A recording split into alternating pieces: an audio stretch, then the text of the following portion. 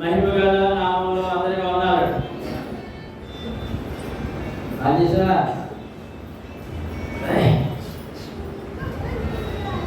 మనము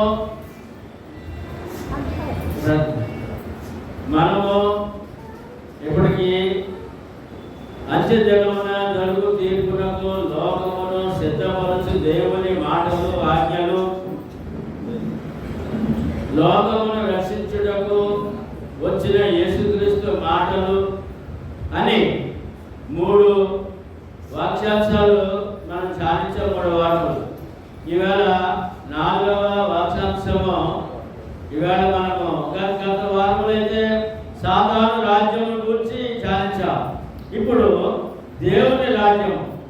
ఎవరి రాజ్యం అంటే? రాజ్యం అంటే ప్రజలు, సాధారణ ప్రజలు గత వారం ధ్యానించాం. ఇప్పుడు దేవుని ప్రజలు, దేవుని రాజ్యం అనే విషయాలు, ఈ 2 విషయాలు కూడా యేసు ప్రభు వారు తన నోటి ద్వారా పలికిన మాటలు. మత్తయి సువార్త 12:28లో ఆయన ఈ విధంగా చెప్పారు. ఏమనంటే, నేను దేవుని వలన దెయ్యములు వెలగొట్టినట్టయితే పరలోక రాజ్యం మీ మధ్యకి వచ్చింది అని ఆయన చెప్పడం జరిగింది. అంటే భూమి మీద దేవుని రాజ్యము ఉన్నది. అది ఆత్మీయ రాజ్యం, శరీర సంబంధం కాదండి, ఆత్మీయ రాజ్యం. తర్వాత ఈ రాజ్య క్రమం, బైబిల్లో రాజ్యం గురించి రాయబడిన క్రమమును మనం ఒక్కొక్కటిగా పరిశీలన చేద్దాం. నిర్గమాకాండము 19వ అధ్యాయంలో ఇశ్రాయేలు ప్రజలు రక్షించబడినప్పుడు వారిని గురించి ఏమని మాట్లాడుతున్నారు యేసు ప్రభు అంటే, తండ్రి దేవుడు, యెహోవా దేవుడు అంటే మనము ఈ వాక్యం ధ్యానిద్దాం. నిర్గమాకాండము 19వ అధ్యాయము 4-6 వచనాలు. నేను ఐగుప్తీయులకు ఏమి చేసినో మిమ్మును గద్ద రెక్కల మీద మోసి నా యొద్దకు మిమ్మును ఎట్లు చేర్చుకొనినో మీరు చూచెదరి.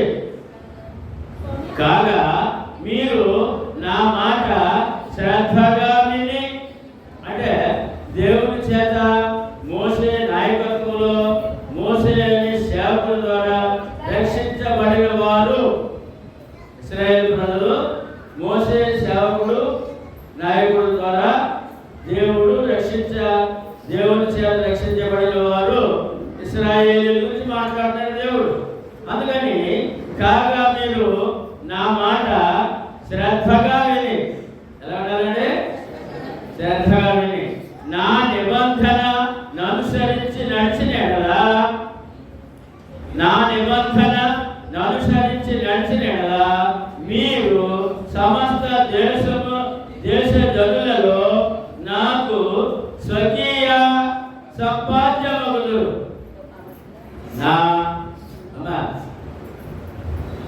నా మాట చొప్పున మీరు నడిస్తే, నా నిబంధనను అనుసరిస్తే నా సొంత జనమవుతారు అన్నాడు.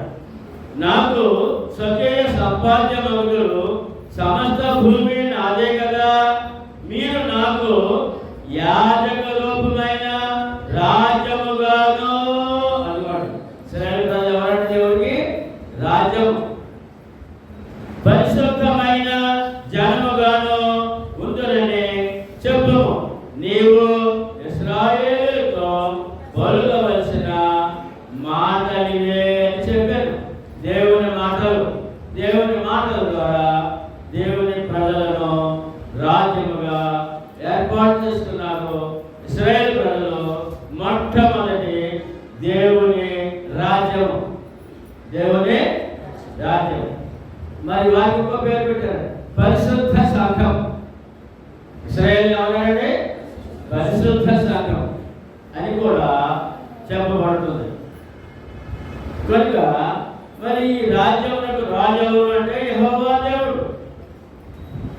మరి ఈ రాజ్యమునకు నిబంధన ఏది అంటే నిర్గమకాండము 24:8 పశు రక్తము ఏమండి కోడెల మేకల రక్తముతో ఆయన ప్రజల మీద పోషించి మోషే గారు పురుషించారు అన్నారు. ఇదిగో ఇది ఈ రక్తము ఏంటంటే దేవుని నిబంధన రక్తము. అంటే జంతు పశు బలి ద్వారా పశు రక్తము ద్వారా నిబంధన చేశాడు దేవుని ప్రజలతో. తర్వాత మరి దేవుని రాజ్యం అన్నప్పుడు ఆ కట్టడలు ఏమండి విధులు మరి నిబంధన ఉంటాయి కదా. ఆ విధంగా మరి కట్టడలు ఏంటి, నియమ నిబంధనలు ఏంటి అన్నప్పుడు నిబంధన చూసాం, గొర్రె మేకల రక్తం ద్వారా నిబంధన చేశారని. మరి కట్టడలు ఏంటి, నియమములు ఏంటి అంటే నిర్గమకాండము 20వ అధ్యాయము కట్టడలు నియమములు 20వ అధ్యాయము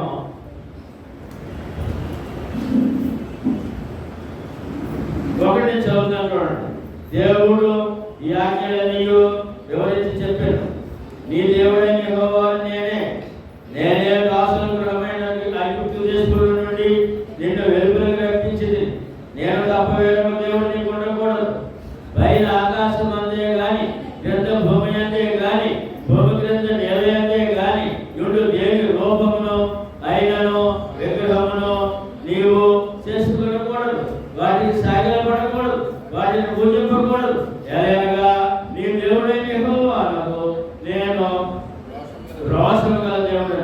నన్ను ద్వేషించు వారి విషయంలో 3-4 తరముల వరకు తండ్రుల దోషమును కుమారుని మీద రప్పించు. నన్ను ప్రేమించి నా ఆజ్ఞలు గైకొని వారిని 1000 తరముల వరకు కరుణించువాడనే ఉన్నాను. నీ దేవుడైన యెహోవా నామమును వ్యర్థముగా ఉచ్చరింపకూడదు. యెహోవా తన నామమును వ్యర్థముగా ఉచ్చరించువాని నిర్దోషిగా ఎంచాడు. విశ్రాంతి దినమును పరిశుద్ధముగా ఆచరించుటకు జ్ఞాపకము చేసుకొనుము. 6 దినములు నీవు కష్టపడి నీ పనంతయు చేయవలెను. 7వ దినమున నీవు నీ దేవుడైన యెహోవాకు విశ్రాంతి దినము. దానిలో నీవైనను నీ కుమారుడైనను నీ కుమార్తెైనను నీ దాసుడైనను నీ దాసైనను నీ పశువులైనను నీ ఇంటిలో ఉన్న పరదేశైనను ఏమీ చేయకూడదు. 6 దినములలో యెహోవా ఆకాశమును భూమియు సముద్రమును వాటిలోని సమస్తమును సృజించి 7వ దినమున విశ్రమించాను. అందుచేత యెహోవా విశ్రాంతి దినమును ఆశీర్వదించి దానిని పరిశుద్ధపరచెను. నీ దేవుడైన యెహోవా నీకు అనుగ్రహించు దేశంలో నీవు దీర్ఘాయుష్మంతుడగినట్లు నీ తండ్రిని నీ తల్లిని సన్మానింపు. నగహత్య చేయకూడదు, వ్యభిచరింపకూడదు, దొంగలకూడదు, నీ పొరుగువాని మీద అబద్ధ సాక్ష్యము పలుకకూడదు, నీ పొరుగువాని ఇల్లు ఆశింపకూడదు, నీ పొరుగువాని భార్యను అతని దాసునైనను అతని దాసైనను అతని ఎద్దైనను అతని గాడిదైనను నీ పొరుగువానులకు దేనినైనను ఆశింపకూడదు అని చెప్పాను. ఇది నియమములు. ఏంటంటే దైవ ఎవరికి? ఇవి ఇశ్రాయేలీయులకే, లోకమంతా కాదు. ఎవరికంటే విజయ్ ఎవరికి? ఇశ్రాయేలీయులకే, లోకమంతా కాదు. రాజ్యం ఏర్పాటు చేశారు కదా, మీరు నా రాజ్యం అన్నాడు ఆ ప్రజలకి. ఏమండి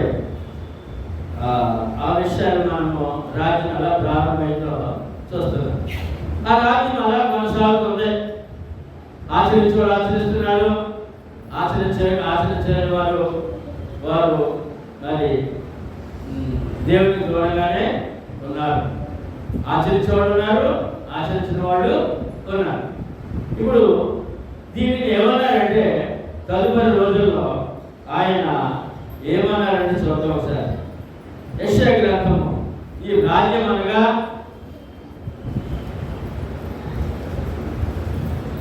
ఇరవై 26:10 దుష్టులకు దయ చూపినను వారు నీతిని నేర్చుకోలేరు. ఇలాగా ఇశ్రాయేలు ప్రజలు నీతిని నేర్చుకోలేదట. అంటే రాజ్యంగా చాలా మంది కొనసాగలేదట. ఏమండి, వారు ధర్మక్షేత్రంలో నివసించినను. రాజ్యం అంటే దేవుని రాజ్యం అంటే ధర్మక్షేత్రము, దైవ ధర్మాన్ని పాటించే స్థలము, దైవ ధర్మాన్ని పాటించే ప్రజలు, పుణ్యక్షేత్రము. పుణ్యక్షేత్రము, ధర్మక్షేత్రము. ధర్మక్షేత్రం నివసించినను యెహోవాను, యెహోవా మహాత్మ్యము ఆలోచింపక అన్యాయము చేయుదురు. ఇశ్రాయేలు ప్రజలు కొంతమంది ఆ యొక్క రాజ్యములు ఏమన్నారంటే ధర్మక్షేత్రం అన్నారు. ఏమన్నారంటే అక్కడ నీతిని నేర్చుకునే క్షేత్రము, నీతిని పాటించే క్షేత్రం, పుణ్యక్షేత్రము. వారు కొంతమంది పాటించారు, కొంతమంది పాటించలేదు అనే విషయాన్ని అక్కడ తెలియజేస్తూ ఉన్నారు. కనుక దేవుడు మళ్ళా ఒక రాజ్యం గురించి మళ్ళా మాట్లాడారు. దానియేలు గ్రంథము 2వ అధ్యాయము 44వ వచనములో ఆ రాజుల కాలములలో పరలోకమందున్న దేవుడు ఒక రాజ్యమును స్థాపించను. ఎన్ని రాజ్యాలండి? ఒక రాజ్యమును. దానికి ఎన్నటికీ నాశనము కలగదు. ఆ రాజ్యము దాని పొందిన వారికి గాక మరి ఎవరికి చెందదు. అది ముందు చెప్పిన రాజ్యములన్నిటినీ పగలగొట్టి నిర్మూలము చేయను కానీ అది యుగ యుగముల వరకు నిలుచును. దానియేలు గారి ద్వారా పరలోకమందున దేవుడు రాజ్యం స్థాపిస్తున్నాడని ప్రపంచ చక్రవర్తి తెలియజేస్తున్నాడు దేవుడు. ఇది ఈ రాజ్యము, దానియేలు గారి ద్వారా చెప్పబడిన రాజ్యము లోక ప్రజలందరిలో ముందు ఇశ్రాయేలీయులకే, లోక ప్రజలందరిలో దాన్ని పొందిన వారికి చెందే ఆత్మీయ రాజ్యం. లోక ప్రజలందరికీ అందువల్లంటే అంతకుముందు ఎవరికి? ఇశ్రాయేలీయులకే. దానియేలు గారు చెప్పబడిన రాజ్యం ఎంతమందికి? దాన్ని పొందిన వారందరికీ, లోక ప్రజలందరికీ అని ఒక ప్రవచనము ప్రవక్త ద్వారా చెప్పబడింది.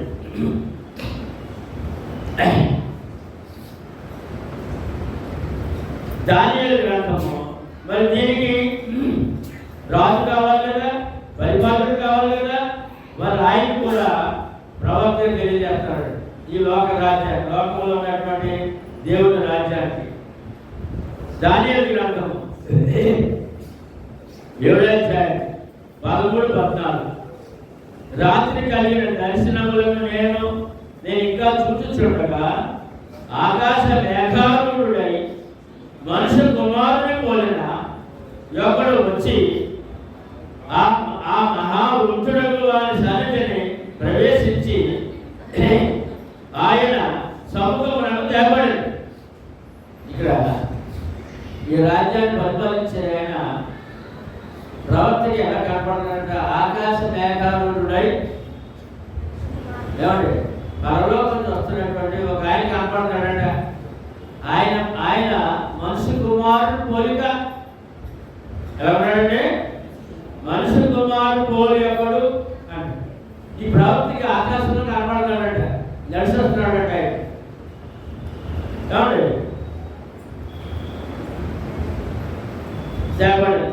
సకల జనులు ఎంతమంది? లోక ప్రజలు ఆయా భాషలు మాట్లాడేవారును ఆయనను సేవించినట్లు. ఎవరిని? ఈ మనిషి కుమారుని. ఎవరంటే మనిషి కుమారుని సేవించినట్లు ప్రభుత్వమును మహిమయు ఆధిపత్యమును ఆయన తీయబడదు. ఎవరికి? మనిషి కుమారుడు. ఆయన ప్రభుత్వము శాశ్వతమైనది. ఈ మనిషి కుమారుడు ప్రభుత్వము శాశ్వతమైనది. అది అన్నటికీ తొలగిపోదు.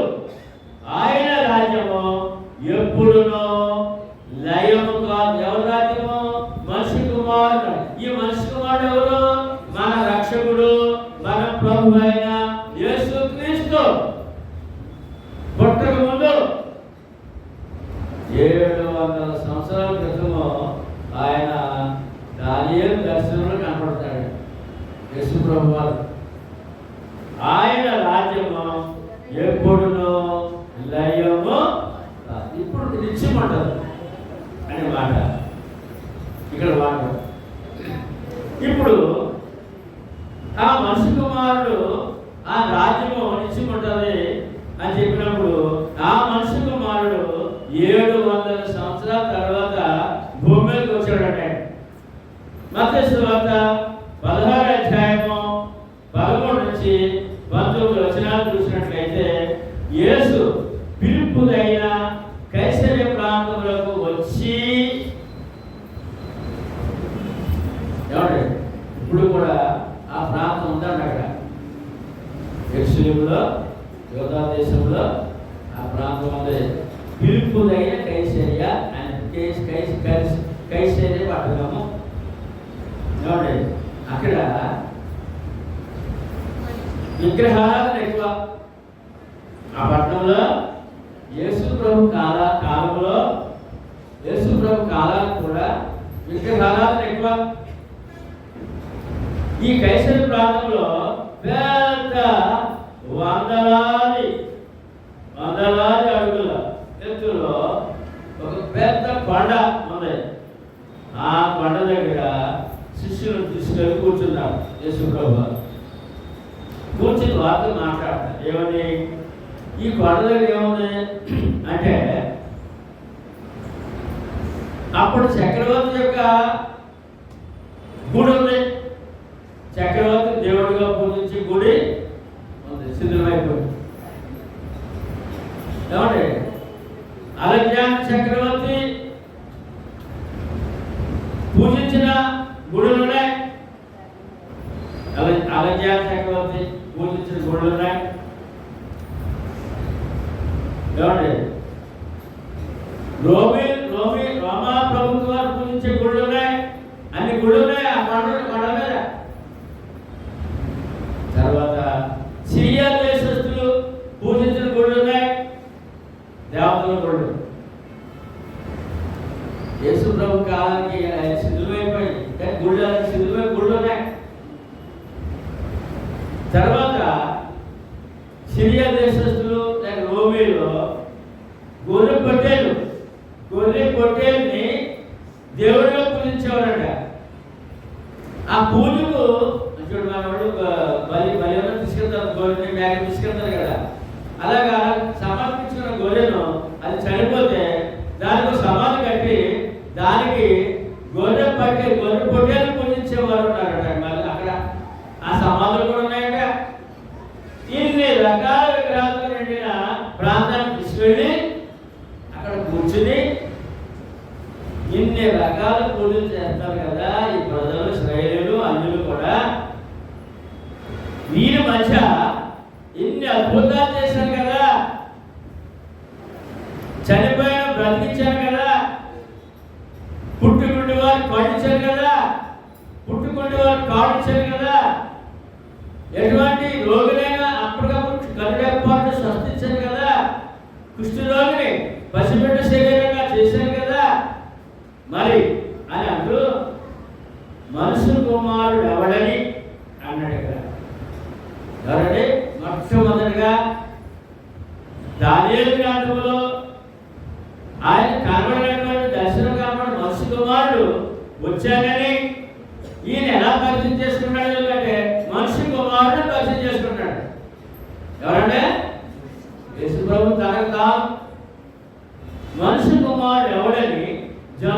చెప్పుకొనుచున్నారు అని తన శిష్యులు అడుగగా వారు, అంతేకాకుండా ఈ కొండ క్రింద ఒక అగాధం ఉందంటాడు, దాని నిండా నీరున్నారు. వాడు పరిశీలన చేయనందుకు కొన్ని లక్షల అడుగులు కాడు, బలమైన కాడు తెచ్చి అలా ఏసులో వెళ్ళిపోతుందట. ఆ అడుగులో ఈ కొండల మధ్య, ఈ విగ్రహాల మధ్య. అందుకని ఆ ప్రజలు దానికి పాతాళం అని పెడతారంట. పాతాళ ద్వారం.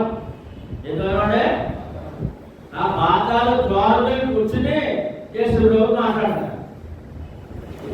కొందరు అడిగారు, నన్ను ఏమనుకుంటారు ప్రజలు? ఇలా అద్భుతం చూశారు కదా, ఈ విగ్రహాల ఆ విగ్రహం గురించి చేస్తారు కదా, మరి నాగరికి ఏమనుకుంటున్నారు అని ప్రశ్నించినప్పుడు వారు సమాధానం చెప్పారంటే, జనులు ఏమని చెప్పుకుంటారన్నప్పుడు తన శిష్యుల నడుగగా వారు కొందరు మిమ్ములను బాప్తిస్మిచ్చి యోహానని అన్నారంట. ఏమండి, మొన్న ఈ మధ్య చనిపోయారు కదండి ప్రభువా యోహాన్ గారు, మళ్ళా వచ్చారు మీరే అన్నారండి. అంటే కొందరు ఏలియానియు, కొందరు ఇర్మియానియు లేక ప్రవక్తలలో ఒకడనియు చెప్పుకొనుచున్నారనేది సమాధానం. నా కొరకు జనులు ఏమనుకుంటున్నారు, మిమ్మల్ని ప్రవక్త అంటున్నారండి. సరే, మీరు నాతో అన్నారు కదా, మీరేమనుకున్నారు? అందుకు ఆయన, మీరైతే నేను ఎవడనని చెప్పుకొనుచున్నారని వారిని అడిగారు. అందుకు సీమోను పేతురు, నీవు అందరూ చెప్పండి, నీవు సజీవుడవగు దేవుని కుమారుడైన క్రీస్తు అని చెప్పాను. ఈ మనుషు కుమారుడు ఎవరు? ఎవరంటే ఏం చెప్తారండి శిష్యులు? నీవు సజీవుడైన దేవుని కుమారుడైన క్రీస్తు అంటే మెస్సియా. మెస్సియా అనగా అభిషిక్తుడవు. మేము ఎదురు చూసే మెస్సియా నీవే, అభిషిక్తుడు నీవే, క్రీస్తు నీవే అని స్పష్టంగా ఒప్పుకున్నారు పేతురు శిష్యులు. అప్పుడు ఆయన చూద్దాం. అందుకు యేసు, సీమోను బర్యోనా, నీవు ధన్యుడవు. ఎవరంటే నీవు ధన్యుడవు, పరలోకమందున నా తండ్రి ఈ సంగతి నీకు బయలుపరచనే కానీ నన్ను నీకు బయలుపరచలేదు. మరియు నీవు పేతురు, ఈ బండ మీద నా సంఘమును అది వచ్చినప్పుడు అన్ని గుళ్ళు గోపురాలు చూపించి, పాతాళంలో ద్వారం చూపించి, పేతురు నీ ఒప్పుకోలు మీద, నీ నమ్మకం మీద, క్రీస్తుని ఒప్పుకోను కదా, క్రీస్తు అనే బండ మీద నా సంఘములో కట్టుదును. పాతాళ లోక ద్వారములు దాని ఎదుట, పాతాళ లోక ద్వారం చూపించాడు కదా, అది జ్ఞాపకం చేశాడు. ఇవన్నీ ఈ విగ్రహ పూజలన్నీ ఎక్కడ పోతాయి? పాతాళంలోకి వెళ్ళిపోతారు అందరూ కూడా. ఈ సంఘం ఎందుకు అంటే పాతాళ లోకంలో అగ్నిలో కాలిపోకున్నారంటే నేను భూమి మీద నా సంఘం కడతాను. అందులో ఉన్నవాడు పాతాళ లోకంలో అగ్నిలో, అగ్ని జ్వాలలో కాలిపోవడం, రక్షించబడతాడు. ఈ బండ మీద నా సంఘమును కట్టుదును. సంఘమును పాతాళ లోక ద్వారములు దాని ఎదుట నిలువనేరమని నేను నీతో చెప్పుతున్నాను. పరలోక రాజ్యం యొక్క ఈ మళ్ళీ ఏం పేరుంటారండి సంఘానికి? యశ్వరు కంటే సంఘానికి ఏం పేరండి? పరలోక రాజ్యం యొక్క తాళపు చెవులు నీకు ఇచ్చేదారు. ఆ యొక్క కైసర ప్రాంతంలో ఆయన ఈ యొక్క వాక్యం చేస్తూ సంఘం గురించి తెలియజేస్తూ, సంఘం గురించి వాగ్దానం చేస్తూ అధికారాన్ని పేతురుకి అప్పగించాడు. తాళం చేయడం అధికారం. ఆయన ద్వారా, ఈ శిష్యుల ద్వారా సంఘ స్థాపన జరగాలని వారికి అధికారం అప్పుడు తాళం చెవులు నీకు ఇచ్చేదను. నీవు భూలోకమందు దేనిని బంధించువో అది పరలోకమందును బంధింపబడును, భూలోకమందు దేనిని విప్పుదువో అది పరలోకమందును విప్పబడునని అతనితో చెప్పాను. అని వేళ లోకంలో ప్రతి మానవుడు పరలోక భాగ్యం పొందాలంటే, పాప క్షమాపణ పొందాలంటే, ఆత్మరక్షణ పొందాలంటే అపోస్తుల బోధ కావాలి. ఎవరు పోదంటే ఇక్కడ అధికారం అప్పగించేయడే, బాధ్యత అప్పగించేయడే, సంఘ బాధ్యత, రక్షణ బాధ్యత శిష్యులకు అప్పగించేశారు. కనుక ఆ కట్టే సంఘం ఏమన్నారంటే పరలోక రాజ్యము అంటే ముందు దేవుని రాజ్యము. దేవుని రాజ్యం అంటే పరలోక రాజ్యము. పరలోక రాజ్యం అంటే క్రీస్తు రాజ్యము. క్రీస్తు రాజ్యం అంటే క్రీస్తు సంఘము. అదే మాటలు ముందు దేవుని రాజ్యము, దాన్ని ఏమన్నారు మళ్ళా పరలోక రాజ్యము. దాన్ని మళ్ళా ఏమన్నారు క్రీస్తు రాజ్యము. రాజ్యం అంటే ప్రజలు మర్చిపోకండి. దాన్ని మళ్ళా ఏమన్నారు క్రీస్తు సంఘము. ఏంటంటే గర్సి పత్రిక 1:13 ఆయన మనలను అంధకార సంబంధమైన అధికారములో నుండి విడుదల చేసి తాను ప్రేమించిన తన కుమారుని యొక్క రాజ్య నివాసులుగా చేసెను. కుమారుడు రాజ్యం అంటే దేవుని కుమారుడు ఎవరు? యేసుక్రీస్తు. ఆయన రాజ్యం అంటే క్రీస్తు రాజ్యం. క్రీస్తు రాజ్యముగా చేసెను. ఇప్పుడు మనం ఎవరు? రాజ్యం ఉన్నప్పుడు లేదా? క్రీస్తు తన కుమారుడు రాజ్య నివాసులుగా చేశాను. చెప్పండి, రాజ్యం ఉందా లేదా? ఎక్కడ? భూమి మీద ఉందంటే ఉంది. కుమారు రాజ్య నివాసులుగా చేశాను అన్నప్పుడు క్రీస్తు రాజ్యము అన్నాడు. మనం చెప్తాను, దేవుని రాజ్యం అంటే పరలోక రాజ్యం. పరలోక రాజ్యం అంటే క్రీస్తు రాజ్యం. క్రీస్తు రాజ్యం అంటే క్రీస్తు సంఘం. క్రీస్తు సంఘం అంటే జీవము గల దేవుని సంఘము. మొట్టమొదటి చూద్దాం. ప్రపంచంలో ఎవరైనా నేను ప్రభుని క్రీస్తు నమ్మానంటే, రక్షణ పొందానంటే అతను ఏ సంఘస్థుడై ఉండాలి అంటే రోమీయులకు రాసిన పత్రిక 16:16 క్రీస్తు సంఘములన్నీ మీకు వందనములు చెప్పుచున్నారు. వ్యక్తి ప్రభుని నమ్మి బాప్తిసం పొందితే అతను ఏ సంఘస్థుడై ఉండాలి? మీరు ఏ సంఘస్థులు? మీరు ఎవరైనా అడిగినప్పుడు మీరు సంఘం ఏంటి అన్నప్పుడు నాకు తెలియదండి మా పాస్టర్ అడుగుతున్నా అనొచ్చా? మరి ఏం చెప్పాలి? ప్రపంచంలో ఎక్కడైనా క్రీస్తు భక్తుడు ఉన్నట్టయితే అతడు క్రీస్తు సంఘ సభ్యుడే ఉండాలి.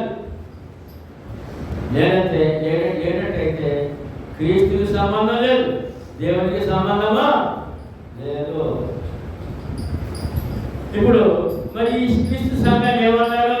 మొదటి తిమోతి పత్రిక 3:15 దేవుని మందిరములో, అందరూ చెప్పండి, దేవుని మందిరములో అనగా జీవము గల దేవుని సంఘములో జనులు ఎలాగూ ప్రవర్తింపబడినో ఆ సంగతి మీకు తెలియవలెనని ఈ సంగతులు నీకు వ్రాయుచున్నాను.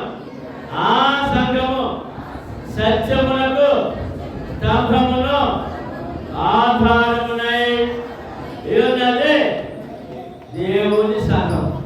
ఎవరంటే మనం చూస్తున్నాం, మనం ధ్యానించేది ఏంటంటే దేవుని రాజ్యం గురించి ధ్యానిస్తున్నాం.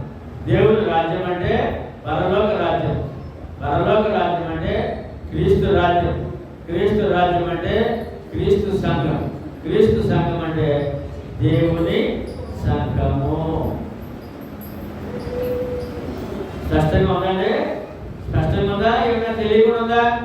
తెలుసుందా? క్రీస్తు సంఘం అంటే ఏంటో? దేవుని రాజ్యం అంటే చెప్పండి. దేవుని రాజ్యం అంటే దేవుని రాజ్యం అంటే పరలోక రాజ్యము. పరలోక రాజ్యం అంటే క్రీస్తు రాజ్యము. క్రీస్తు రాజ్యం అంటే క్రీస్తు సంఘము. క్రీస్తు సంఘం అంటే సభ్యులము మనము. అపోస్తల కార్యములు 20:28లో దేవుడు తన స్వరక్తమిచ్చి సంపాదించిన తన సంఘము. ఎవరి సంఘం అనేది ఎలా వచ్చింది? మాట పుట్టు మాటలతో రాలేదండి. రక్తము ధారపోసి వచ్చింది. రక్తం ధారపోసాడు ఎవరంట? దేవుడంట. ఎవరంటే ఇక్కడ వాక్యం చేస్తారు, చెప్పండి. దేవుడు తన స్వరక్తం ఇచ్చి సంపాదించిన తన సంఘము. ఏమండి? సిలువలో రక్తం ధారపోసాడు ఎవరండి? మనం నమ్మిన దేవుడు, సృష్టికర్త అయిన దేవుడు మానవుడిగా రక్త మాంసములతో వచ్చి తన రక్తమును ధారపోసాడు. రక్తం ఇచ్చి సంపాదించుకున్నాడు మనల్ని. అందుకే దేవుడు తన స్వరక్తం ఇచ్చి సంపాదించిన తన సంఘం అన్నప్పుడు అది దేవుని సంఘము. ఏంటంటే దేవుని సంఘం అంటే క్రీస్తు సంఘము. క్రీస్తు సంఘం అంటే క్రీస్తు రాజ్యము. క్రీస్తు రాజ్యం అంటే పరలోక రాజ్యము. పరలోక రాజు ప్రారంభించిన, ఏర్పాటు చేసిన, సిద్ధపరిచిన రాజ్యము. అది దేవుని రాజ్యము. ఎంత స్పష్టంగా బైబిల్ తెలియజేస్తుందండి. ఈ వివరణ లోకానికి, లోకంలో క్రైస్తవులు తెలియదండి. వారు కూడా మూఢ భక్తులు ఉన్నారు. కోట్లాది మంది యేసు ప్రభు నమ్మి ఈ వివరణ, ఈ సత్యం తెలియక మూఢ భక్తిలోనే ఉన్నారు. ప్రకటన 5:9-10 ఆ పెద్దలు నీవు ఆ గ్రంథమును తీసుకొని దాని ముద్ర విప్పుటకు యోగ్యుడు, నీవు వధింపబడిన వాడవై. యేసు ప్రభువుని మాట్లాడతా పెద్దలు, పరలోకంలో పెద్దలు. నీవు వధింపబడిన వాడవై నీ రక్తమిచ్చి ప్రతి వంశంలోనూ, ఆయా భాషను మాట్లాడే వారిలోనూ, ప్రతి ప్రజలోనూ, ప్రతి జనములోనూ దేవుని కొరకు మనుషులను కొని రక్తముతో దేవుని కొరకు మనుషులను కొని మా దేవునికి, పరలోకంలో పెద్దలు అన్నారండి, మా దేవునికి ఒక రాజ్యముగాను. ఎన్ని రాజ్యాలు? లోక ప్రజలందరూ ప్రభు నమ్మితే భక్తులు ఒకే రాజ్యము, ఒకే సంఘము. ఒక రాజ్యముగాను యాజకులుగాను చేసింది. ఈ రాజ్యం ఎలా వచ్చిందంట? రక్తం నుంచి కొట్టే వచ్చిందంట. కొట్టి మాటలతో రాలేదంట. ఏమండి? ఇక్కడ ఒక రాజ్యముగా రక్తంతో కొన్నవారందరూ కూడా, కొనబడిన వారందరూ ఒక రాజ్యము. ఎవరి రాజ్యం అది? ఎవరు కొంటే అదే. ఎవరు కొన్నారో వాళ్ళదే రాజ్యం. మొదటి కొరింథీ పత్రిక 6:20 మీరు మీ సొత్తు కాదు, విలువ పెట్టి కొనబడిన వారు కనుక మీ దేహముతో దేవుని మహిమపరచుడి. ఎవరంటే మనం విలువ పెట్టి కొనబడిన వారు అంట. ఏంట విలువ? నీ రక్తం ఇచ్చి మా దేవునికి, దేవుని కొరకు మనుషులను కొని, అది కొనబడిన వారంటే క్రీస్తు రక్తం ద్వారా కొనబడిన వారు అర్థం. అందుకని నీ దేహంతో దేవుని మహిమపరచాలి. ఆయన ఎప్పుడు అవమానం కలగకూడదు మన ద్వారా. ఆయన ఎప్పుడు ఘనత చెందాలి మన ద్వారా. మహిమపరచబడాలి మన ద్వారా. మహిమపరచండి. మన ద్వారా రక్షణ పొందిన దేవుని రాజ్యము, ఏమండి? పరలోక రాజ్యం, క్రీస్తు సంఘం, దేవుని సంఘం, క్రీస్తు రాజ్యం, దేవుని సంఘం సభ్యులు ఎప్పుడు కూడా దేవుని మహింపరిచే స్థితిలో ఉండాలి తప్ప దేవునికి అవమానం కలగకూడదని ఈ వాక్యంలో తేటతెల్లముగా చెప్పబడింది. ప్రకటన 1:6లో మళ్ళా అదే చెప్తారు రక్తం గురించి. ప్రకటన 1:6 మనలను ప్రేమించు తన రక్తం వలన మన పాపము నుండి మనల్ని విడిపించిన వారికి ఏమండి ఇప్పుడు తాగడం వస్తూ పెట్టేవాడి ఎవరు స్నేహితులు వచ్చి ఒక స్నేహితురాలు వచ్చి పెళ్లికి వెళ్తున్నాను శుభకార్యానికి వెళ్తున్నాను మీ వస్తువు ఇవ్వండి ఏంటంటే మీ వస్తువా నగ ఎవరి గొలుసు 4 బస్సులు వాచి మోటార్ సైకిల్ ఎవరు అడుగుతారు కదా, అడిగిన పట్టుకెళ్తారు కదా, పట్టుకెళ్ళి తాగేటట్టు తీసుకుంటాడు కదా. ఎవరు తీసుకున్నాడా తాగట్టు ఎవరో పట్టుకెళ్ళాడు తాగేటట్టు చేశాడు కదా, వాడు ఎడిపించాడు తగ్గున్నాడు. మళ్ళీ ఎవరు ఎడిపించుకోవాలి? అసలు వస్తువుదా అంటే ఎడిపించుకోవాలి కదండి. కనుక ఇప్పుడు ఇక్కడ ఈ మాట ఏంటంటే 1:6లో మనలను ప్రేమించు తన రక్తం వలన మన పాపము నుండి మనలను విడిపించిన వారికి అది అంటే రక్షణ. దేవుని ప్రజలు సాతాను తాకట్టు అయిపోయారట, సాతానికి తాకట్టు అయిపోయారట. వీళ్ళేమో దేవుని ప్రజలు, దేవుడు పుట్టించాడు, పోషిస్తున్నాడు, రక్షణగా ప్రాణం పెట్టాడు, ఎన్నెన్నో చేస్తున్నాడు, ఎన్నో అద్భుతంగా చేస్తున్నాడు. దేవుని ప్రజలేడు ఏమేమి సాతాను తాకట్టు అయిపోయాడు. మళ్ళీ విడిపించినందుకు రక్తం ఇచ్చి ఏంటంటే రక్తం ఇచ్చి విడిపించి తాకట్టు వస్తువా ఎవరి దగ్గర తాకట్టు? లోకమంది ఎవరి తాకట్టు? సాతాను దగ్గర. ఎక్కడంటే ఎవరు విడిపించారు? ఎలా విడిపించారు? రక్తం ఇచ్చి.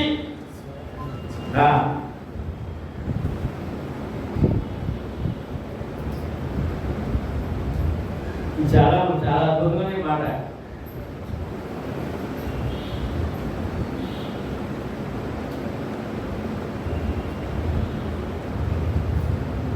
తన రక్తం వలన మన పాపం నుండి మనల్ని విడిపించిన వారికి మహిమయు ప్రభావమును యుగయుగములు కలుగును గాక. ఆమేన్. ఆయన మనలను తన తండ్రియగు దేవునికి ఒక రాజ్యముగాను యాజకులుగాను చేశాడు. మళ్ళా మన దేవుడి సొత్తు తాగడం అయిపోయింది. మళ్ళీ విడిపించి ఆయన దేవుని కుమారుడు వచ్చి బలియాగమై ఆ రక్తంతో కొని విడిపించి మళ్ళా ఆయన రాజ్యముగా ఒక రాజ్యముగా మళ్ళా ఏర్పాటు చేసుకున్నారు. ఇప్పుడు మనము తాకటి నుండి విడిపింపబడిన వారు, సాతాను తాకటి నుండి విడిపింపబడ్డాం. ప్రకటన 11:15లో 7వ దూత బోర ఊదినప్పుడు పరలోకములో గొప్ప శబ్దము పుట్టారు.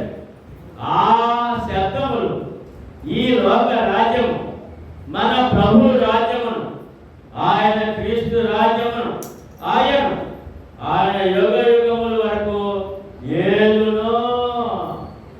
సరే, ఎప్పుడైతే సాతాను ఆయన రక్తంతో ఆయన జయం పొందాడో, ఎప్పుడైతే శిలువమరణం పొందాడో, సాతాను పరలోకం మీద హక్కు బాగుండేసుకున్నాడు, గెంటేశాడు.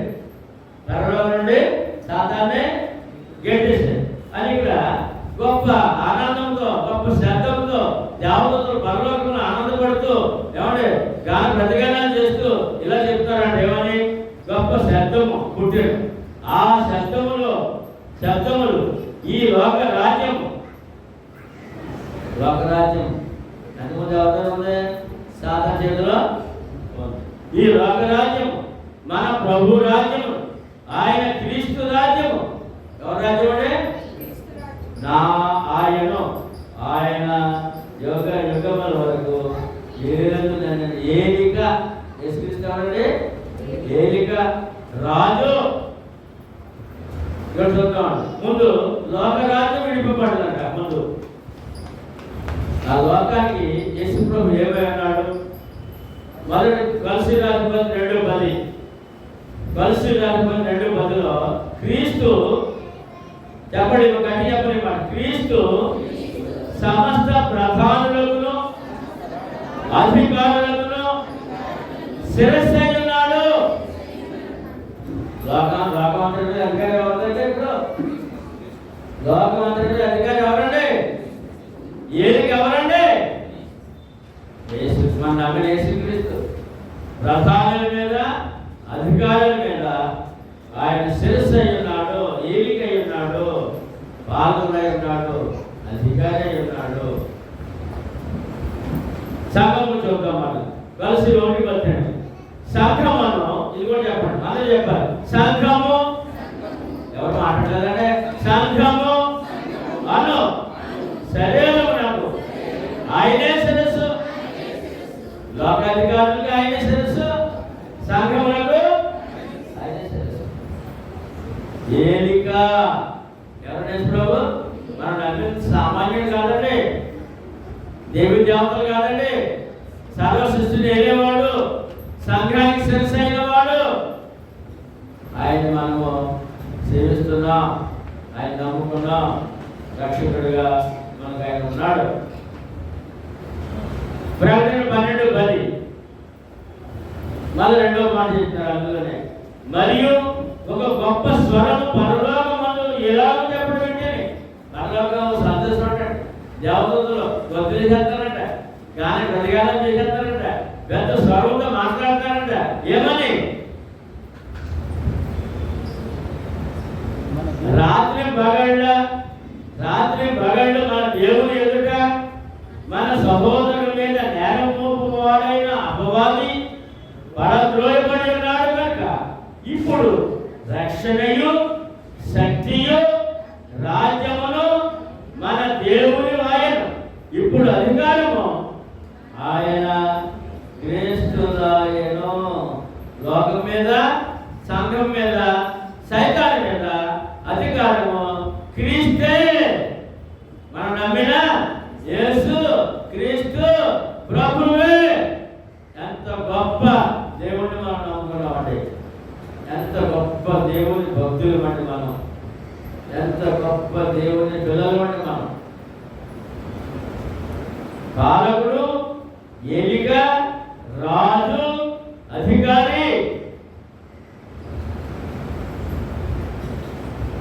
కనుక యేసు ప్రభు వారు తన ప్రజలతో మాట్లాడుతూ ఒక అద్భుతమైన సంగతి చెప్పాడు. మత్తయి సువార్త 7:21 ప్రభువా ప్రభువా అని నన్ను పిలిచి ప్రతివాడు పరలోక రాజ్యంలో ప్రవేశింపడు గాని పరలోకమందున నా తండ్రి చిత్త ప్రకారం చేయువాడే ప్రవేశించును. క్లియర్ అయిపోయింది. లోకమంతా ఏమంటారండి?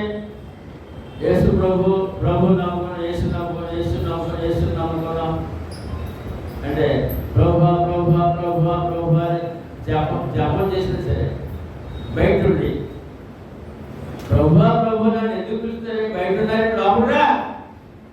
లోపలిగా రా.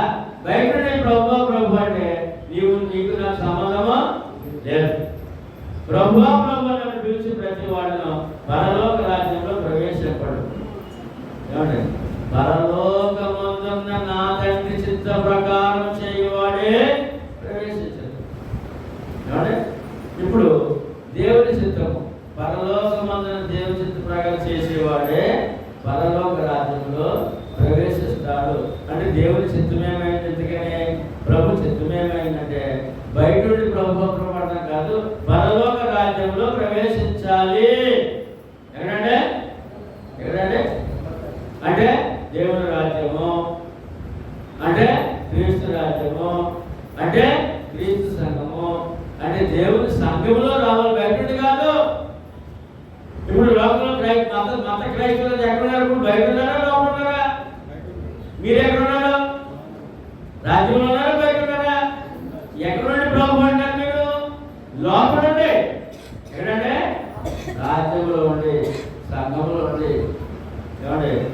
ఈవేళ మనకు సెల్ ఫోన్ వచ్చాయండి. సెల్ ఫోన్ ఆన్ చేస్తే అండి లోకమంతా క్రైస్తవులండి. ప్రతి ఆ యాప్లో కూడా ఎంతమంది క్రైస్తవులు చెప్తారు. మా మెయిన్ రోడ్ల మీద మా గురించి చేస్తారు 100 మంది, 1000 మంది, 10,000 మంది, 60,000 మంది, 1,00,000 మంది మా గురించి చేస్తారు. జీజస్ బాగుంటే ఈ లోపల లేకుండా బయట ఉండి ఎవరంటే బయట ఉండి ప్రభువా ప్రభువా ఎంత గొప్ప ధర్మవంతులు, ఎంత విద్యావంతులు, ఎంత విశ్వాసులు, కానీ బయట ఉన్నారు. నన్ను చూస్తుంటే నాకు ఈ వాక్యం మాట్లాడిపోతుంది. వాళ్ళందరూ విశ్వాసం. ఒకేసారి 60,000, 70,000, 1,00,000 మంది ఆరాధన చేస్తారు. డ్యాన్స్ చేసుకుంటూ వాద్యాలు వాయించుకుంటూ జీసస్ అని చెప్పి ఎక్కడున్నారు? బయట ఉంది. మనం ఎక్కడున్నాం? గంతులేకలేదు, వాద్యాలు వాయించట్లేదు, గంతులేకలేదు. ఆయన చెప్పినట్టు చేయడమే గొప్ప విలువ, నిజమైన భక్తి. కానీ ఇక్కడ ఈ మాటలో చాలా స్పష్టంగా ఇష్టం చెప్పాడు. పరలోకము పరలోక రాజ్యం వేరు వేరు. 2 ఉన్నాయండి ఇందులో వాక్యంలో. పరలోక రాజ్యము పరలోకము వేరు వేరు ఉన్నాయి. ఈ 2 ఒకటి కాదు. మరి లోకంలో క్రైస్తవులు ఆలోచన ఏంటి? ఆ సేవకుడు ఏం చెప్తాడు? ఏమండి ప్రార్థన ఏం చేస్తాడు? ఏమండి పరలోక ప్రార్థన మొదలెడతాడు. పరలోక ప్రార్థన ఏమండి ఇంకా రాజ్యం రాలేదండి. పరలోక రాజ్యం వచ్చిన కాక ఏంటంటే ఇప్పుడు ఇక్కడ ఆరాధన జరుగుతుంది కదా. ఆఖరి ప్రార్థన ఏం తెలుసండి?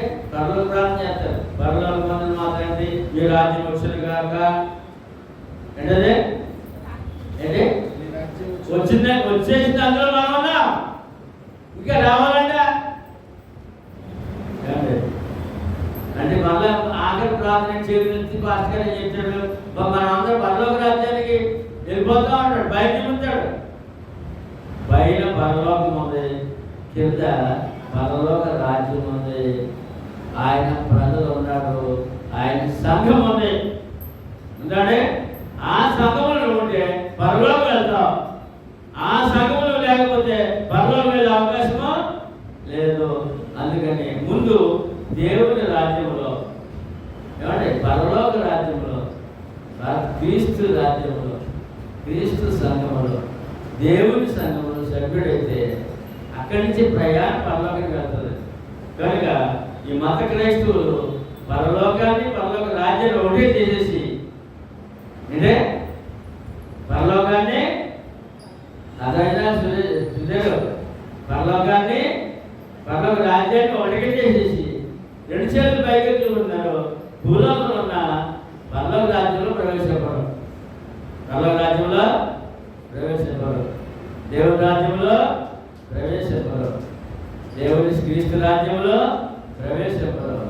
ఎక్కడ వాడు అక్కడే గీత గీసేసుకుని గీత గీసేసుకుని అదే దాటరు. ఏమంటే క్రీస్తు సంఘంలో ప్రవేశించరు. దేవుని సంఘంలో ప్రవేశించరు. మత క్రైస్తవుడు అలాగ ఉన్నాడు. కనుక ఇక్కడ మత్తయి సువార్త 6:23-9 మరియు భూమి మీద ఎవరికైనా తండ్రి అని పేరు పెట్టవద్దు. భూమి మీద ఏ రాజు రప్ప ఏ బొమ్మ దేవుడు అనకండి, తండ్రి అనకండి. ఒక్కడే తండ్రి. ఎంతమంది అండి? దేవుడు ఎంతమంది? ఆయన పరలోకమందున్నాడు. ఎవరంటే అదే చెప్తాడు, పరలోకమందు నా తండ్రి చిత్త ప్రకారం చేస్తే పరలోక రాజ్యం ప్రవేశిస్తాం. అందుకని పరలోకము పరలోక రాజ్యము ఒకటి కాదు, వేరు వేరు. పరలోక రాజ్యం అంటే ఆయన భక్తులుండే సంఘము. పరలోకం అంటే దేవుడుండే నివాసం. అక్కడ నువ్వు వెళ్ళాలంటే, నేను వెళ్ళాలంటే పరలోక రాజ్యంలో ప్రయాణం చేయాలి. క్రీస్తు సంఘము నుండి బయట నుంచి కాదు. బయట నుంచి ప్రభు ప్రభు అని ట్యాగిలిస్తే నీకు ఆకలి తీరుతుందేమో తప్ప ఆత్మరక్షణ రాదు. సమస్య తీరుతుందేమో తప్ప ఆత్మరక్షణ రాదు. ఆరోగ్యం వస్తుంది తప్ప ఆత్మరక్షణ రాదు. అందుకని ప్రభు అంటున్నారు మత్తయి సువార్త 6:33, కాబట్టి మీరు ఆయన రాజ్యమును నీతిని మొదట వెతుకుడి. యేసు ప్రభు నమ్ములో ఏమవుతున్నారంటే ఏముతుందో ఏమి త్రాగుతుందో ఏమి ధరించుకుందో అది ఏసు ఏసు ఏసు ఏసు కాలేంటి లోకాశలు లోక అవసరాలు దాని కొరకే ఆత్మ గురించి ఏం లేదు, రక్షణ గురించి ఏమే పాప లేని సంగతే లేదు, పాప లేని సంగతే లేదు. కనుక ఇక్కడ అంటారు చెప్పండి అంటారు కాబట్టి మీరు ఆయన రాజ్యమును, ఏది రాజ్యం? సంఘం ఎదగాలంటే దేన్ని ఎదగాలి? సంఘం ఎదగాలంట. సంఘం ఎదగాలంట నీతిని ఎదగాలంట. యేసుప్రభు ఎవరు? నీతిమంతుడు. ఆయన మాట, ఆయన వాక్యం నీతిగల వాక్యము, ఆయన ఆజ్ఞ నీతిగల వాక్యం, ఆయన రక్తము నేను నీతిమంతురాలుగా నీతిమంతులు తెలుస్తుంది. నీతిని వెతకాలట, రాజ్యాన్ని సంఘాన్ని వెతకాలట. అప్పుడు అవన్నీ ఏంటయి? ఏమి తిందామో, ఏమి త్రాగుదామో, ఏమి ధరించుకుందామో చింతించద్దు. అవన్నీ ఈ యొక్క ముందు నీ వాటి గురించి కాదు ఇప్పుడు వెతుకులాట. ముందు రాజ్యమును నీతిని వెతుకు, అప్పుడు నీకు ఏం కావాలో అవన్నీ ఆ రాజ్యములో దొరుకుతాయి, ఆ దేవుని నీతిలో దొరుకుతాయి, దేవుని ఆజ్ఞలు దొరుకుతాయి, దేవుని వాక్యములు దొరుకుతాయి అని పిలుపునిచ్చాడు యేసు ప్రభు. మొదట రాజ్యమును నీతిని వెతుకు. ఈవేళ లోకంలో కోటాను కోట ప్రభు నామని భక్తులున్నారు. క్రీస్తు సంఘం అని తెలియదు అన్న, ఏం తెలీదా? తెలుసా? క్రీస్తు సంఘం క్రీస్తు సంఘం అదేంటి అన్నారు వాళ్ళు బాగా. క్రీస్తు సంఘం అదేంటి అన్నారు. ఎక్కడ అందుకని మా ప్రభు అన్నారు ముందు అది రకమయ్యా బాబు, ఈ లోక సంఘం సంఘంలో కాదు అన్యుడిలాగా మొక్కులు తీర్చేసుకోవడం కాదుదే. రాజ్యము నీతి వెతుకో, శాశ్వత ప్రణాళిక. ఈ యొక్క రాజ్యంలో ఏముంది, అలాగే సంఘంలో ఏముంది, ఈ అవసరాలు తీరుతాయి, పాపక్షేమం ఉంది, ఆత్మరక్షణ ఉంది. 2 వరాలు ఏంటంటే 2 వరాలు దొరుకుతాయి రాజ్యంలో సంఘములో. మొదటి పేతురు పత్రిక 2:9-10, అయితే మీరు చీకటిలో నుండి ఆశ్చర్యకరమైన తన వెలుగులోనికి మిమ్మల్ని పిలిచిన వారి గుణాతిశయపరచడం చేయ నిమిత్తము ఏర్పరచబడిన వంశమును.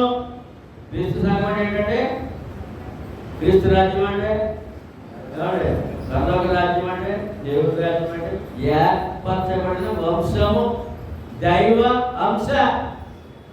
దైవాంశ ఎవరంటే దైవాంశ. వంశమును, రాజులని యాజక సమూహమును, పరిశుద్ధ జనమును, దేవుని సొత్తైన ప్రజలనే ఉన్నారు. ఎవరు సొత్తుగాను? కాబట్టి మీరు ఎవరు కొనుక్కున్నారనుకోండి, వస్తువులు మా ఖరీదు పెట్టి 50,000 రూపాయలు ఇచ్చి వస్తువులు పెట్టబడతారా? వస్తువులు పెట్టబడతారా? ఏమా రే కష్టపడి 1,000 రూపాయలు పంపించి మీకు ఇష్టమైన వస్తువులు కొనుక్కున్నా, చక్కగా తెచ్చి ఇంట్లో మీ ఇంట్లో పెట్టుకుంటావా పెట్టబడతావా? మరి ఆయన సొచ్చాడు, మనం పెట్టబడతాడా ఇంట్లో పెట్టుకుంటాడా? ఆయన ఇల్లేదే పరలోకం. పరలోకం తీసుకెళ్ళాలన్నప్పుడు ఎక్కడికమ్మా? పరలోకం.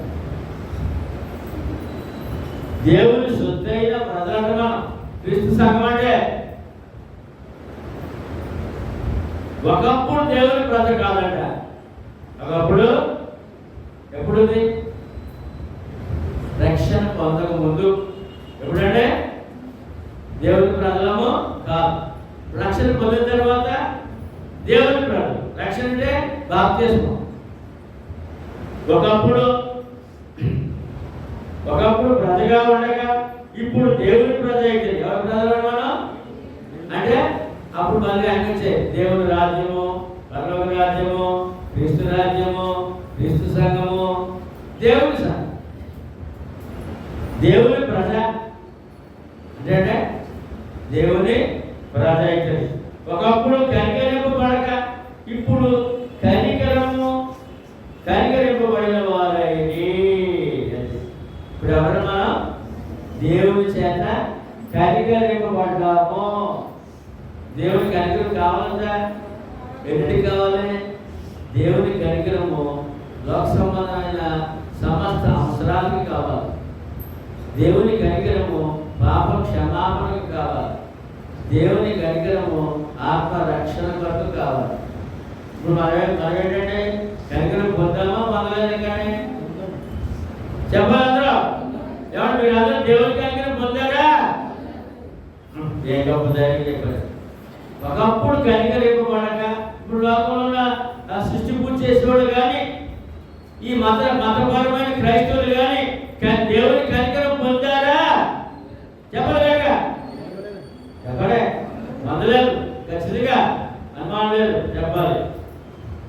కనికరం పొందాలని తెలవాలి. మీరు ఇంకా దేవుని కనికరము పొందలేదు.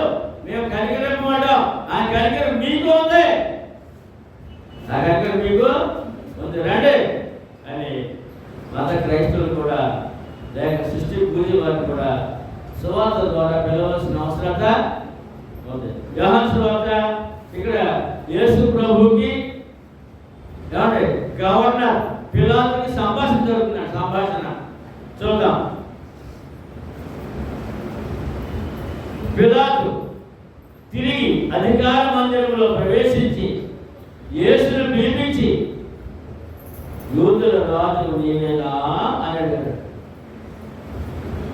అధికారం ఏమంటే మరణశిక్ష విధించే అధికారం, ఉరి శిక్ష విధించే అధికారం. పిలాతు ఆయన పేరు, గవర్నర్. ఆ గవర్నర్ దగ్గర యేసు ప్రభువుని పిలిచి మాట్లాడుతున్నారు. ఏమయ్యా యూదుల రాజు అంటే నీవేనా అని అడిగాడు. అని ఆయన అడుగుగా యేసు నీ అంతటి నీవే ఈ మాట అడుగుతున్నావా లేక ఇతరులు నీతో నన్ను గురించి చెప్పిరా అని అడిగాడు. ఈ ప్రశ్న ఇది ఎవరని చెప్పారు నీకు, నేను పడుతున్నావా అని అడిగాడు ఆ గవర్నర్.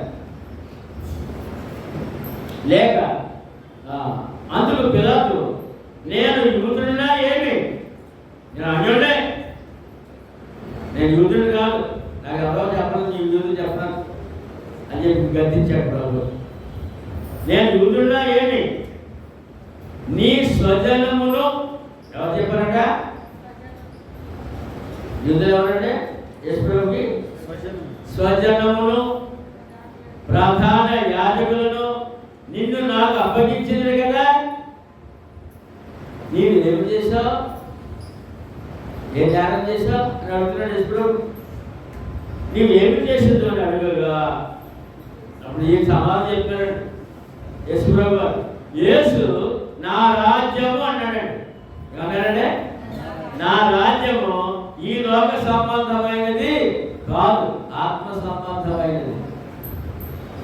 మరి రెండోసారి నా రాజ్యము లోక సంబంధమైనది అయితే నేను యూదులకు అప్పగింపబడకూడనట్లు నా సేవకులు పోరాడుతున్నారు కదా అని మళ్ళీ ఆయన మాట్లాడు. 2 సార్లు చెప్పాడు నా రాజ్యం అని. 3వసారి కానీ నా రాజ్యము అని మరి అన్నారు. ఈ వాక్యంలో యేసు ప్రభు వారు నా రాజ్యం అని 3 సార్లు చెప్పారండి. ఇహ సంబంధమైన సంబంధమైన కాదని. అందుకు పిలాతు ఎప్పుడైతే రాజ్యం అన్నాడు ఈయన, పిలాతు అంటాడు నీవు రాజువా అని ఆయన అడుగగా యేసు నీవు అన్నట్టు నేను రాజునే. ఎవరంటే ఇప్పుడు ఈ రాజ్యానికి రాజు ఎవరండి? క్రీస్తు రాజ్యానికి రాజు ఎవరు? దేవుడి రాజ్యానికి రాజు ఎవరు? పరలోక రాజ్యానికి రాజు ఎవరు? క్రీస్తు రాజ్యానికి రాజు ఎవరు? క్రీస్తు సంఘానికి రాజు ఎవరు? దేవుని సంఘానికి రాజు ఎవరు? నేను రాజునే. ఎంత స్పష్టంగా ఉంటాడు. ఎందుకని గొడవ? సత్యమును గురించి సాక్ష్యమిచ్చుటకు నేను పుట్టిందని. ఎందుకు వచ్చానండి? సత్యమును సాక్ష్యం వచ్చాయి. లోకమంతా అబద్ధంలో ఉంది అమ్మా. లోకం ఎక్కడ ఉందండి? అబద్ధంలో ఉంది. యేసు ప్రభు పిలాతు దగ్గర నిలబడే సమయానికి అబద్ధంలో ఉంది. 2000 సంవత్సరాల వరకు ఇప్పుడు కూడా అబద్ధంలోనే ఉంది. నేను సత్యమును గురించి సాక్ష్యం ఇచ్చడానికి పుట్టిందని, ఇందు నిమిత్తమే ఈ లోకమునకు వచ్చిందని. ఈ లోకమునకు వచ్చింది. సత్య సంబంధ అయిన ప్రతి వాడును నా మాట వినునెను. మనం ఎవరు చెప్పినప్పుడు? మనం ఎవరు? సత్య సంబంధులం, అబద్ధ సంబంధులము. ఇప్పుడు లోకంలో మతగ్రస్తులు ఎవరు? ఇప్పుడు అబద్ధ సంబంధులు. లోకంలో సృష్టి పూర్తి చేసేవాడు ఎవరు? అబద్ధాన్ని నమ్మిన వారు. మత శాఖలు ఎవరు? అబద్ధాన్ని నమ్మిన వారు. మనం ఎవరు? క్రీస్తు సంఘం అంటే ఎవరు? చెప్పండి. క్రీస్తు సంఘం అంటే ఎవరు? సత్య సంబంధులు. ఈ ఒక్క మాట నచ్చుతుందా మీకు? నచ్చదా? అబద్ధులు అంటే మంచిదా? సత్యవంతుడు మంచిదా? చూడండి, మాతో ఒక్కొక్కడు అపమాన అబద్ధాలు ఆడుతుంటాడు. ప్రతి మాట అబద్ధమే. ఒరే బాబుడు వచ్చాడు, అబద్ధాలు ఆడేవాడు జాతకున్నాడు అంటారు. ప్రతి మాట అబద్ధమే. ఎవడు నమ్ముతాడండి? అని నమ్ముతారా? చూడండి, మాట్లాడి సత్యం చేయకూడదు అయితే చాలా గౌరవిస్తారు. ఇప్పుడు మనం ఎవరు? సత్య సంబంధులు. అంటే సత్య సంబంధమైన ప్రతి వాడు నా మాట విన్నాం. ఆయన మాట ఆయన ఏం చెప్పారు అలాగే వచ్చాం. సువార్త విన్నాం, బాప్తిజం పొందాం, క్రీస్తు సంఘంలో ఉన్నాం, ఆయన రాజ్యంలో ఉన్నాం, ఆయన బాధ దగ్గర ఉన్నాం, సత్యారాధనలో ఉన్నామంటే నా మాట. అందుకు పిలాతు సత్యం అనగా ఏమి అది ఏంటంటే ఎవరికి తెలియదు? గవర్నర్ అన్ని తెలుసు, లాలో ఉన్న సమస్తం తెలుసు, అన్ని గ్రంథాలు తెలుసు, అన్ని అన్యాయం తెలుసు, కానీ సత్యమని తెలియదంట. ఏమంటే ఇవాళ మన నాయకులు, పరిపాలకులు, అధికారులు ఏం తెలియదు? అలాగే సత్యమని తెలియదు. సత్యమని ఏంటి అన్నాడు. ఇప్పుడు ఎవరు తెలుసు సత్యం అంటే? నీకు తెలుసా? మనకు తెలుసా? తెలీదా? ఎవరు తెలీదు? గవర్నర్ తెలీదు, అధికారులు తెలీదు. సత్యమనగానేమి? దశరాత్రి వైపు లోకం మనం ధన్యులము అని ఎవరంటే ధన్యులు అని చెప్పారు. కనుక మరి ఇప్పుడు ఈ రాజ్యానికి చట్టం కావాలి కదా? క్రీస్తు రాజ్యానికి చట్టం కావాలి కదా? క్రీస్తు రాజ్యానికి నిబంధన కావాలి కదా? ఏమండి, నియమ నిబంధనలు ఈ రాజ్యానికి ఉన్నాయా? ఉన్నాయి. చూద్దాం సార్. గలతీ పత్రిక 5:15-20 వరకు నియమ నిబంధనలు. 5:15 అయితే మీరు ఒకరినొకరు కలుసుకొని రక్షించిన మీరు ఒకరి వలన ఒకరు బొత్తిగా నశించిపోతుందేమో చూసుకోండి. జాగ్రత్తగా కలహాలు ఆడకుండా ప్రేమతో ఉండండి అని మొదలెట్టారు. ఇక్కడ నేను చెప్పినది ఏమనగా ఆత్మానుసారముగా నడుచుకోండి, అప్పుడు మీరు శరీరేచ్ఛను నెరవేర్చాలి. శరీరం ఆత్మను, ఆత్మ శరీరములను విరోధముగా అపేక్షించును. ఇవి ఒకదానికి ఒకటి వ్యతిరేకముగా ఉన్నవి. కనుక మీరేమి చేయ నిశ్చితులో వాటిని చేయకూడదు. మీరు ఆత్మచేత నడిపబడిన ధర్మశాస్త్రమునకు లోనైన వారు కాదు. శరీర కార్యములు స్పష్టమై ఉన్నవి. అవేమనగా జారత్వము, అపవిత్రత, కాముకత్వము, విగ్రహారాధన, అభిచారము, ద్వేషములు, కలహము, మత్సరములు, క్రోధములు, కక్షలు, భేదములు, విమతములు, అసూయలు,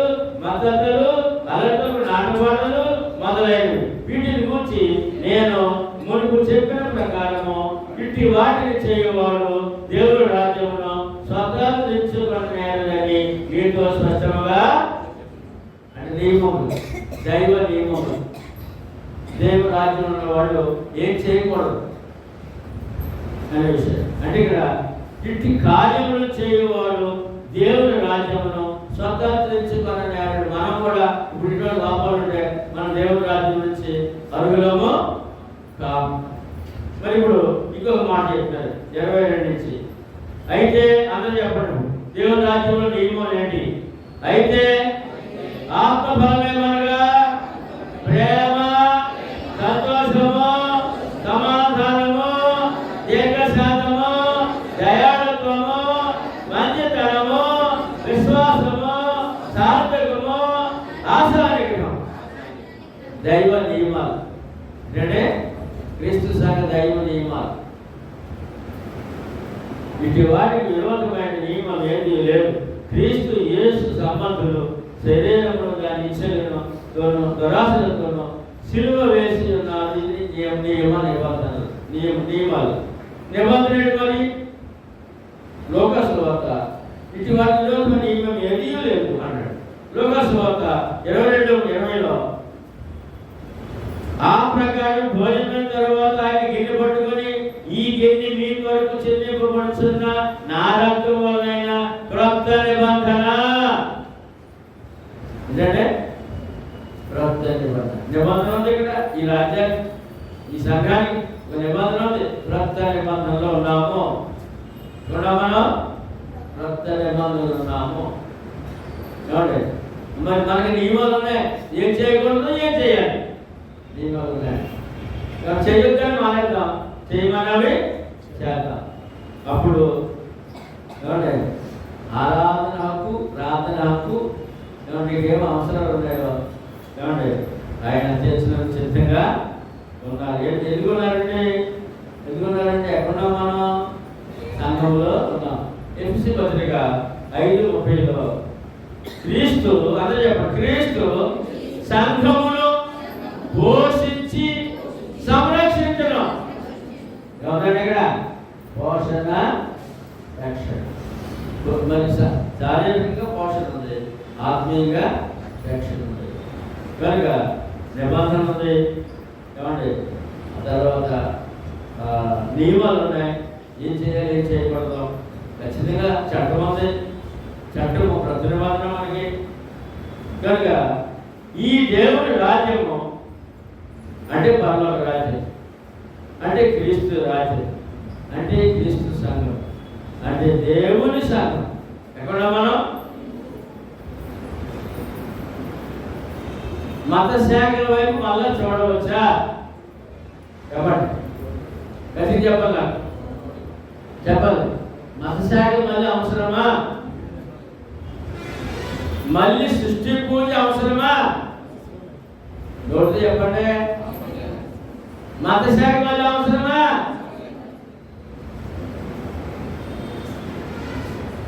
ఇప్పుడు ఈ రాజ్యము, క్రీస్తు రాజ్యం, క్రీస్తు సంఘం ఏంటో తెలుసండి. ఇప్పుడు మళ్ళీ చదువుతున్న రాగమాట యెషయా గ్రంథము 26:10. దుష్టులకు దయ చూపినను, అంటే మనము దయ పొందాం. దేవుడు దయ పొందిన వారు, వారు నీతిని నేర్చుకున్నారు. నీతిని నేర్చుకుంటున్నాం. ఇక్కడ ఏం నేర్చుకున్నామంటే నీతిని నేర్చుకుంటున్నాం. వారు ధర్మక్షేత్రములలో నివసించినను. ఎక్కడ నివాసం మనకి? క్రీస్తు సంఘం అంటే ధర్మక్షేత్రము, ఏంటంటే పుణ్యక్షేత్రము. ఏంటంటే సంఘం అంటే బిల్డింగ్ కాదు. మనం క్రీస్తు సంఘం అంటే బిల్డింగ్ కాదు.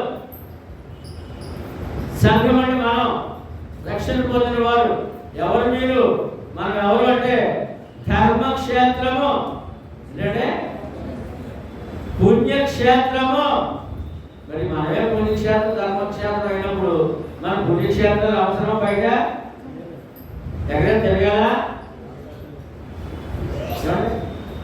నిజంగా పుణ్యక్షేత్రానికి వెళ్ళినప్పుడు దేవుడు గురు కదండి. అక్కడ అందాలు చూడడానికి, ఏమంటే ఆ యొక్క శరీరంలో స్నానం చేయడానికి వెళ్తారు. నిజంగా భక్తి కాదు. ఇప్పుడు మనం ఎక్కడ తిరగాల్సిన అవసరమా లేదు.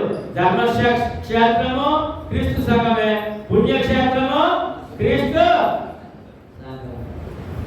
ఎంత గొప్ప భాగ్యమో కలిగి ఉన్నాం కనుక దాంట్లో ఏముందంటే ధర్మక్షేత్రం నివసించడం యెహోవా మహాత్మ్యమును పొందుతాము, యెహోవా మహిమను పొందగలము, మహిమగల సంఘము, మహిమగల సంఘము.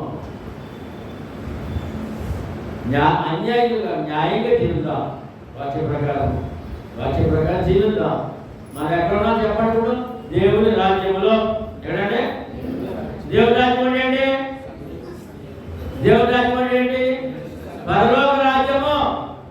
పరలోకములో దేవుని నిర్మించిన రాజ్యం. దేవుని రాజ్యం ఏంటండి? పరలోక రాజ్యం అంటే ఏంటండి? క్రీస్తు రాజ్యం అంటే ఏంటండి? క్రీస్తు సంఘం అంటే ఏంటండి?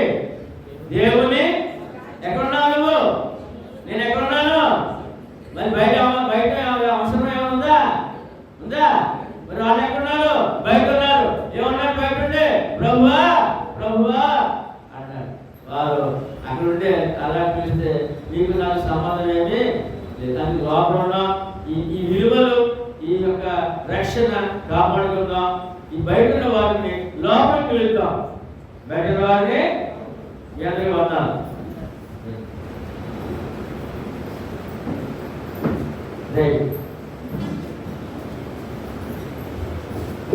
పరిశుద్ధ గ్రంథంలో